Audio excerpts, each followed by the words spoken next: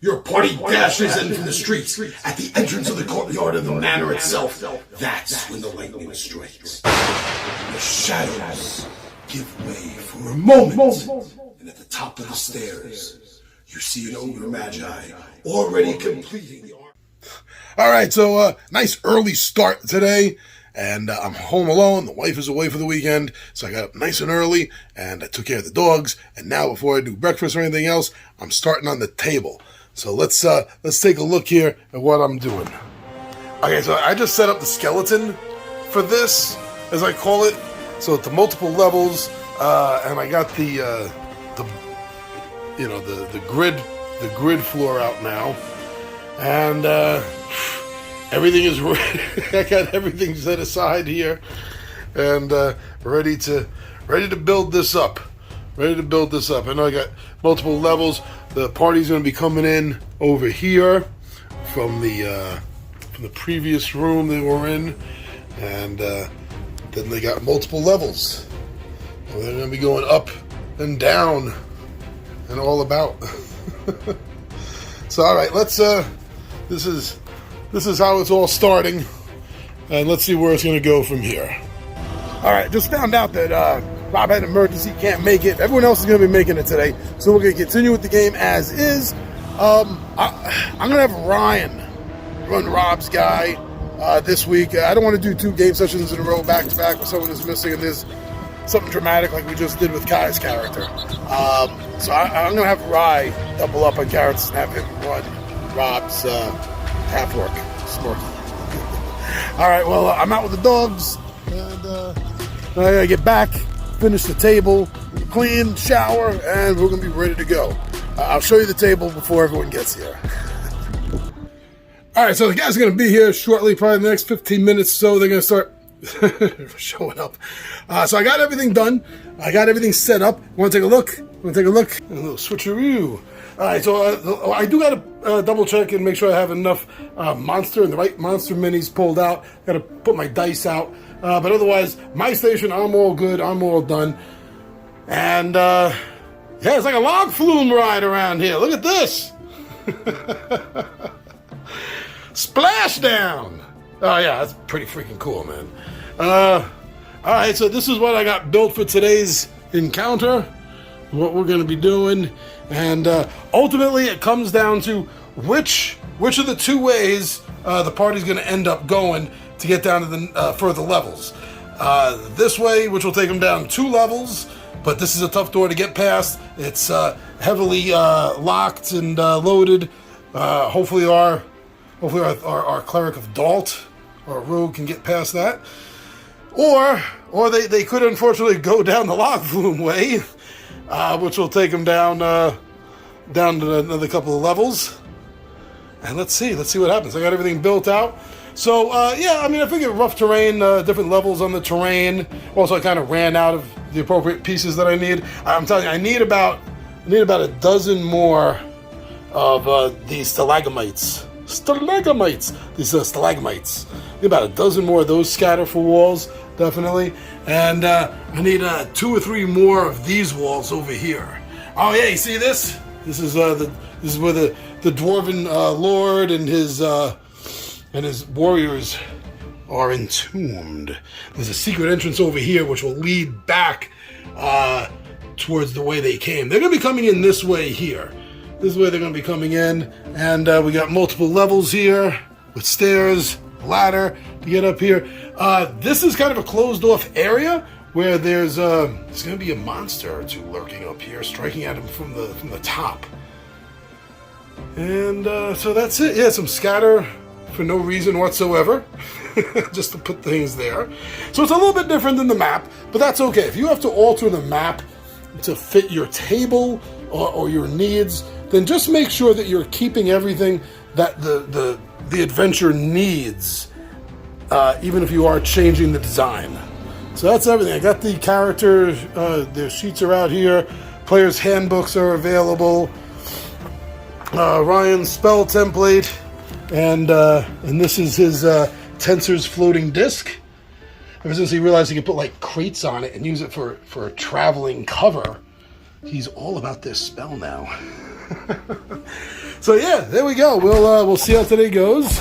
Now, this doesn't really go anywhere. I just wanted to symbolize that it was. So I had it going to here, but I was like, oh, what the hell? Why don't I just show that it's coming from up further, right? I thought that looked fun. That looked fun. All right, so let's see what the gang thinks about today's adventure, and let's see what they do. And we'll start like we always do. We'll start with them giving a recap of what happened. And spoiler, they did save Thandor's life. All right. So let's see what they have to say. I'm not getting over. All right, so here we are. The 20-sided warriors are with us. We're missing Rob, but the Rhyme Man will be taking over that character for right now. Now, let's start off with what was happening the last adventure. And I think to start that off, we should talk about what happened to you the end 2 ventures ago. After executing the orc shaman and saving Ryan's character, Because she had freed herself and threw a dagger at his chest, Yep. pretty much killing him. You were down 0 hit points? I was down to 0, yeah. Yeah. Just So, it was immediate. as soon as she threw that dagger, turned, shot her, and followed, what was his name? Grutch. Grutch. And we were trying to follow him, and an arrow in a green viscous poison struck Thandor, and just the world faded to black, and I crumpled to the ground.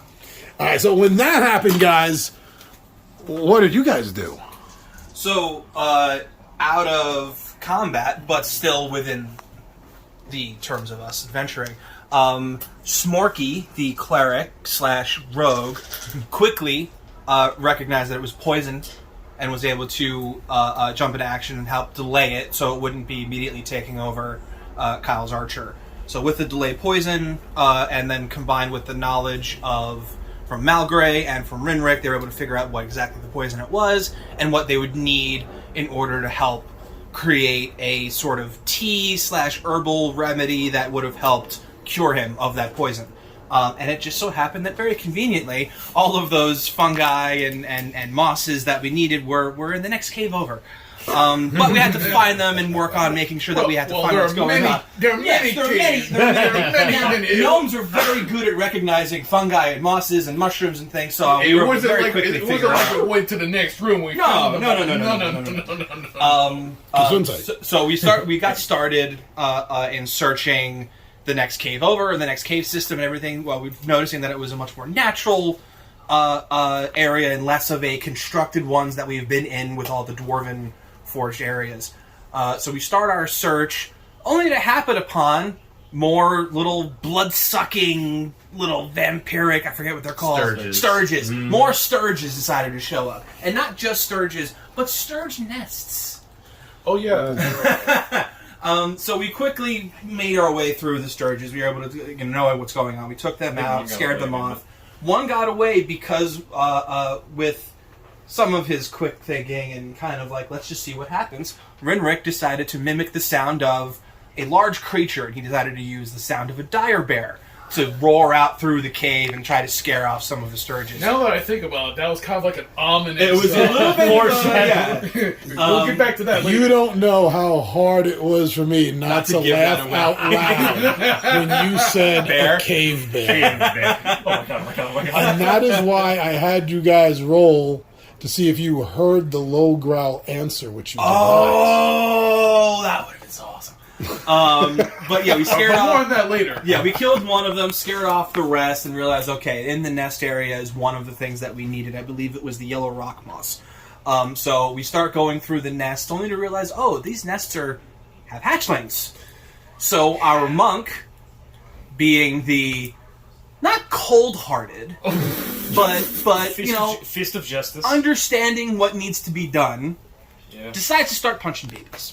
As one does. For justice. Yeah, for justice. Can't say I don't feel bad for it. For However, justice. they did mess us up a lot. Yes, Yeah. yes, and also you're trying to help a friend. Trying to help, yeah, for the greater good. For the greater good. So we find our rock moss at the expense of many, many hatchlings, but that's neither here nor I there. will not live to suck anymore. No, well, okay, anyway, guys are so lucky there was no druid in the party. No druid, no paladin, nothing lawful good. Yeah, no. Nothing lawful Everybody good. can look Thank the other way. goodness. Just be like, listen, I just gotta take care of this. Like, I get it. Renrick was very happy that there were no more. Yeah. So we get our yellow rock moss. Then moving into the next natural cave system where there was a slight rickety bridge towards the center. We start searching through, seeing if there's any more adversaries or was anything in that cave particularly. Rinrick, being tiny and small, was told to crawl under the bridge to find what they needed. And Well, we did find. We were checking out some of the stalactites. yes, there were stalactites over the bridge and kind of up in the ceiling. Just in the general area of the glitter gleam. Is that what it's called? Glitter haze? There was it was sort of a natural light in the Yeah. like almost like a bioluminescence. So that's yes, cool. bioluminescent wall. So yeah, we were checking out some of the stalactites. It's good. Trying to remember that. We found a little bit of the green honeycomb. It was the green honeycomb mushrooms. mushroom, but not enough to get a full batch Well, for tea. We were trying to figure out how you're going to get up there, and Well, you decided to pull it up. Yeah, there you go. I had like They 5 all- more. Yeah, they had all these ladders. Yeah, you know? ladders out of my pockets. So he lays up the ladder and just climbs up. Rocks and then balancing myself to just pick at some fungi. Yeah. And we ended up finding enough For like underneath. Yeah, like on the stalactites and underneath the bridge, Yeah. sort of, because it was like a murky river system. Yeah, it was a bridge over a low, like a Like couple knee feet deep. deep. Well, knee deep to Our a human, knee chest deep. deep to a gnome. But we had to carry him. Under the bridge, it was kind of a wet area, so we knew that the green honeycomb mushrooms grew in that kind of condition. So we found some more, and that led us going to across the bridge down into what we discovered was the main chamber, and that's where things took a turn. The battle arena. There's so much. The very fun turn. The first thing that we discovered was the repulsive, disgusting smell of the troglodytes, who just give off this natural aura of just gross and uncleanness. Like the reptilian Pepe Le Pew. yeah, just terrible. Yeah, I was like one of the first people into the room. Yeah. And I wound up failing my saving throw, and I wound up just puking everywhere. Past mine, luckily. Now, much to our advantage, they did not immediately start to attack us, much like certain other enemies. They stayed at the base of the stairs, watching us enter, and demanded a tribute. In which we thought, okay, maybe we can actually get through this without fighting. So the monk, holding onto the bag of holding, thought, let me try to trade Floor Kisser for passage past these troglodytes. So he opens the bag of holding, dumps the hammer out onto the ground, and the troglodytes, speaking Draconic, they recognize that this is Floor Kisser. They know what that about the orcs that were in the systems overhead. They also let Grunge pass through. Yeah. They had mentioned that Grunch had come through, but that was on the heels of, with Rinrick, being the tiny little chaotic creature that he is, was behind the group and unseen to the other troglodytes. So he thought, this might be a good way to get through without fighting. I've got a little hat that I could use to disguise myself. Maybe this will work. I have okay diplomacy. Let's figure this out. So he puts on the hat, takes on the form of a troglodyte, and in Draconic, which is the troglodyte language, or one of the languages they speak, tries to negotiate with the troglodytes that are guarding this area and says, listen, these people helped me out. I was held captive by the orcs upstairs. They helped defeat them. They're all dead now. All their command lies in ruins, and they have no more guards up there. They helped free me, and we're down here now to reunite everybody. And we have a sick friend who needs assistance. And it started to work. They believe what I'm talking about a little bit. It's a little bit of a broken dialect. But then once I asked for them to guide us to their healer, that's when things took a turn. Because either it was a mistranslation, or they probably thought I should have known who they were talking about. Yeah, that's it. And things took a turn where they went, oh, no, this is not right. Sounds fishy. So one of the guards just barrels into me, the hat loses its magical effect, and I go from a troglodyte looking like one of them to this tiny little gnome. And they go, oh, it's on. Combat breaks out. Ron rushes in, drops one. Andrew rushes in, starts didn't rush fighting. in, I was already in the You're room. already in the room. Oh, yeah, I was because they gonna let you check the pass. rock. They let you pass, and I walked in to try to get... So combat ensues. Rob so valiantly grabbing the elf's bow, just ends up dropping a couple of the enemies very, very adeptly. But there was one guard that stayed standing. And that one guard went over to the giant iron wrought gate that was right there, threw the lever, and outside comes a very angry, very large, very hungry dire bear. Dire cave bear. And everything just... Everything goes- went just- from, hey, this is going to be okay, to just everything's goes very not okay. bad. Now, Ron, at this point, the spell enlarge had lost its effect on you, hadn't it? Yes, actually for quite a while. Yeah. So I was still trying to put up a fight. However, I forget who the bear was going after at the time, but I tried to slice its flank, and I nearly got the bear's attention. I think that's when it was fighting the monk. And at that point, had you fallen already? So I had the first thing the bear did was see me and go snack, and decided to go and just completely back me to the side. That was the knocking bear's me, entrance. It knocked me back, I think, 5 or 10 feet because I just was completely caught off. Like because everyone was everyone was either in cover or was too far out of range. So there I am standing there with my pants down, basically, just looking like, oh, I must embrace death now. So the bear swatted me away. Thank God, decided not to eat since there was other targets that it had to take care of first. So it starts to fight our fighter. But Rob, still being up in a perched position above everyone else, away from everyone else, in tandem with the skeletal archers and javelin men that were up in the guard area, starts to think, okay, let me start using some of these trick arrows and see if I can just start cutting into this bear. And it just so happened that the bear, through all sorts of trickery, ends up hit with a dragonfire arrow, so partially is on fire, then gets hit with another spell effect, so then it's blinded. And because it was blinded, it then got fear caused. Yeah, there was a fear effect caused on it. Oh. And when when a creature gets a fear effect, what it does is it runs as fast as its full speed in the opposite direction as quickly as it can. However, it is blind, so it doesn't know where it's going. And it's in a cave. And it's in It was Cocaine Bear. It was basically we had a preview of This Cocaine session Bear. brought to you by Cocaine Bear. Now in theaters. So it runs like 180 feet or something, and the room is only like 60 feet long. So, It's and with it massive. being blind, we decided, it makes sense to roll randomly It was like a pinball. to see where it goes. It was a flaming, angry pinball of teeth. So it starts barreling in one direction, slams its head into one wall, turns the around, skeleton. goes the other way like a bowling ball, slams into the skeletons, and they all didn't go we have flying. a wounded troglodyte who perished because the bear ran him over? No. It was I brought him down to 0. He had jumped into my your range. because I was behind the rock. He had I think moved forward to try and start attacking you guys, but I was Right. behind the rock. I have combat reflexes, so I got him in the Okay. jaw with the nunchucks. And that killed him. He was down to 0. We were gonna try He to, was down to 0. We were going to try to coup Shave de a grace haircut. with the bone razor. but the bear went fucking barreling in the other direction.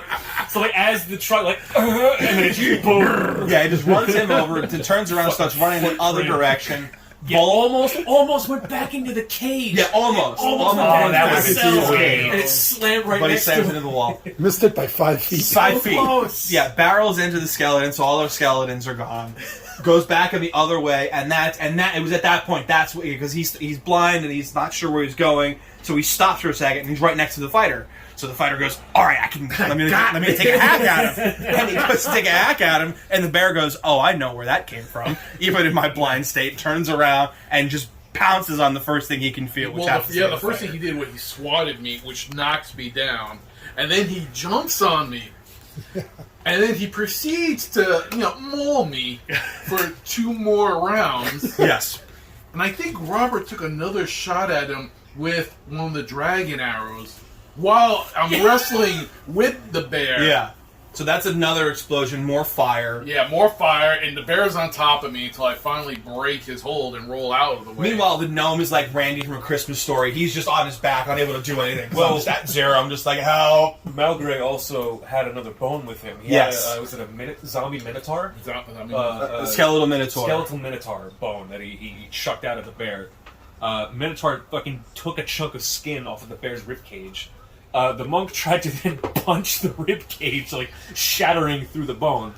didn't I think quite he missed, didn't didn't he? quite make it. I thought I Or it was like you grazed. Like it wasn't high enough, so it was like a graze. yeah, it's because it was a called shot. I missed it by like 1 point, so I didn't quite get what I wanted. But that's when our fighter was able to break the contested. grapple. Because it was also, there was another spell effect that reduced its ability score, so its strength was a little bit lower. Yeah. So it was the contested strength roll was a little bit easier to break out of. Oh, nice. So the fighter breaks out of the contested grapple, the bear is then off, and then it's the fighter, the monk, the skeletal minotaur. I think there was one javelin arch, like one javelin skeleton left. Rob was hitting up. shots. Yeah, he hit like every javelin. Rob was still up the set of stairs with the bow, just firing regular arrows. And they were just like whittling it down. Finally, after what seemed like an eternity, the bear finally falls. 115 health points or something like that, and the bear drops. Smoky, just ash. Yeah, fucking it smelled skin terrible. ripping off. But yeah, after all that, they finally drop. Rinrik gets resurrected with a couple healing spells, probably the last ones that we might have had actually. And then, yeah, I believe this is how we sort of described it.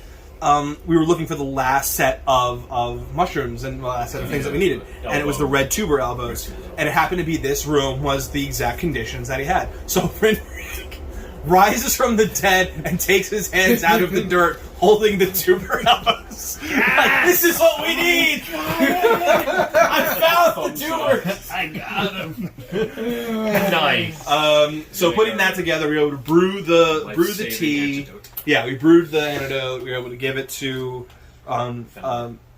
Thandor. I was going to say Fenrir. I'm like, that's not right. I mean, Thandor.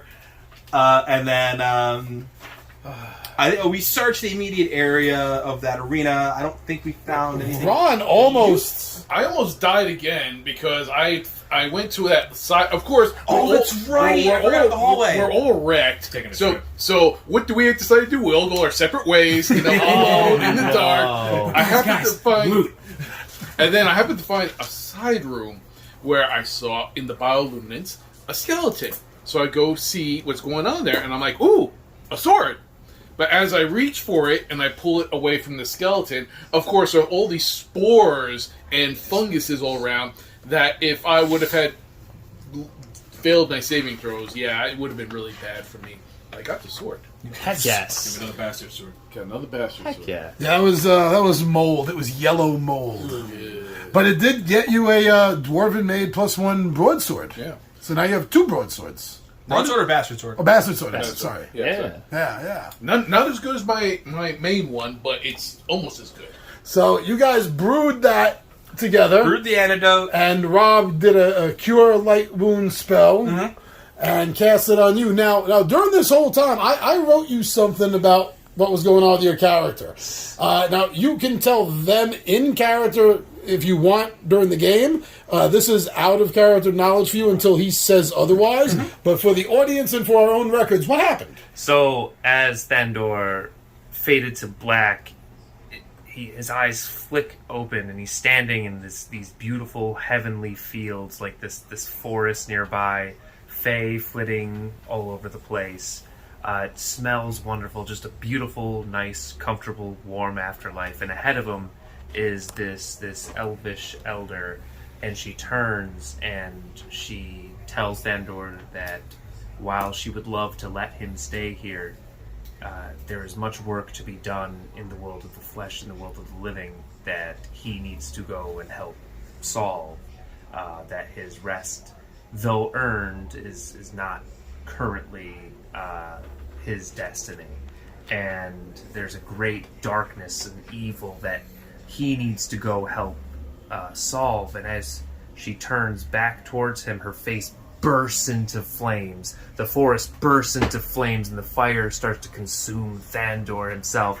And as his eyes close with the heat of the flames, he awakens in the cave, alive. The party worse for wear, and he's still breathing. So you're Gandalf. Wait till he goes, oh, I'm back in this dump. Dang! God, So that is 2 members of our party that have embraced, that have seen the shores of death and have returned. The gnome and the elf. Rinrick the Undying. Yeah, Honestly, at this point, yeah. Rinrick Dazzlebeam the Enlarger, undead gnome. And that will lead us into today's adventure. And everything is set up. And we're going to go on a log flume ride, everyone. Yes.